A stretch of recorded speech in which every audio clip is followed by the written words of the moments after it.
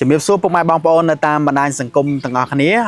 ថ្ងៃនេះខ្ញុំបានលោកគ្រូសុផាន់នីចុះមកធ្វើការសម្ភាសជាមួយនឹងប្អូនស្រីម្នាក់ដែលគាត់មានបញ្ហារលាកកាពះពោះវៀនកម្រិតទី4យ៉ាមកទៅគឺចូលកម្រិតទី4ហើយគាត់រលាកនេះគឺធ្ងន់ធ្ងរខ្លាំងយូរឆ្នាំហើយគាត់ជាអ្នកធ្វើការងារនៅក្នុងរោងចក្រអញ្ចឹងខ្ញុំបានចុះមកផ្ទាល់នៅខាងខេត្តតាកែវអញ្ចឹងដើម្បីកុំឲ្យខាតពេលវេលាយូរយើងទៅជួបជាមួយនឹងប្អូនស្រីតែម្ដងជំរាបសួរប្អូនស្រីតើប្អូនមានឈ្មោះអីហើយរស់នៅភូមិឃុំណាសូមជួយជម្រាបប្រាប់ផងហើយធ្វើការងារអីមុខរបរអីចឹងណានាងខ្ញុំឈ្មោះផូលីអាយុ20ឆ្នាំសប្តាហ៍ថ្ងៃរស់នៅភូមិស្រែកែសឃុំសោងស្រុកគិរីវង្សខេត្តតាកែវជំងឺខ្ញុំគឺឈឺកាពះហង្សរលាកកាពះហង្សឈឺយូរហើយខ្ញុំ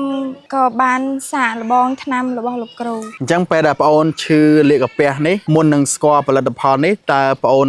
ធ្លាប់បានប្រើផលិតផលអីដែរទេពីមុនមកអត់ដែរប្រើហងលេបទៅថ្នាំពេទ្យអូលេបទៅថ្នាំពេទ្យហើយឃើញថារលាកហើយធ្វើទុកហ្នឹងមិនខ្លះជួយរៀបរាប់ពីអាការៈធ្វើទុកហ្នឹងវាធ្វើទុកបែបណាឈឺចុកចាប់បែបណាបបាក់បែបណារៀបរាប់តិចមើលធ្វើទុកដេកអត់សូវបានអាសាអស់កម្លាំងវិលមកពេលហូបបាយអីទៅច្រើនតែចុកឆ្អល់ម្ហូបណាដែលចង់ហូបក៏ហូបអត់កើតដូចតែក្អួតហើយការៈធ្វើទុកឈឺហ្នឹងមកដល់ហើយហ្នឹងរយៈពេលប្រហែលខែប្រហែលឆ្នាំហើយរយៈពេល3-4ឆ្នាំហើយលោកគ្រូអូយូរណាស់ដែរហើយអញ្ចឹងនៅពេលដែលស្គាល់ផលិតផលខាងលោកគ្រូនេះស្គាល់តាមរយៈអីគេដែរស្គាល់តាមរយៈ Facebook អូអញ្ចឹងផលិតផលយើងឃើញថាល្បីខ្លាំងហើយមួយប្រើនេះរបស់ខ្មែរយើងបាទស្គាល់តាមរយៈ Facebook ហើយក្មួយយកមកហូបនឹងរយៈពេលប្រហែលថ្ងៃបានដឹងពីប្រសិទ្ធភាពវារយៈពេលមួយអាទិត្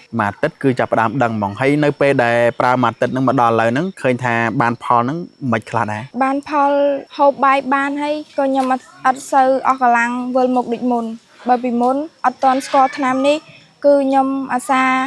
អស់កម្លាំងវិលមុខហើយនឹងហូបបាយបានតែពេលស្គាល់ថ្នាំនេះបាយបានច្រើនបានន័យថាទឹមតែប្រើរយៈពេលមួយសប្តាហ៍សោះធ្វើឲ្យយើងនឹងទទួលបានផលច្រើនហើយមានជំនឿចិត្តថាប្រើនឹងអាចនិយាយបានថាធូរស្បើយនៅក្នុងខ្លួនយើងណាមានសង្ឃឹមថាប្រមាណភាគរយដែរបានផលហ្នឹងមកដល់ឥឡូវមានសង្ឃឹម50%លោកគ្រូអូមួយអាទិត្យមានសង្ឃឹម50%ហើយឈឺ3-4-5ឆ្នាំហើយរលាកធ្ងន់ធ្ងរពុកម៉ែបងប្អូនអញ្ចឹងជាចុងក្រោយតើក្មួយមានពាក្យពេចន៍អីចង់ផ្ដាំផ្ញើទៅដល់បងស្រីដែលគាត់ធ្វើការរោងចក្រឬក៏អ្នកផ្សេងដើម្បីឲ្យប្រើប្រាស់ផលិតផលនឹងដែរទេខ្ញុំចង់ផ្ដាំផ្ញើទៅបងអ្នកធ្វើការរោងចក្រដូចខ្ញុំដែលមានជំងឺអាលាកកាពះដូចខ្ញុំរាប់ឆ្នាំបើបងចង់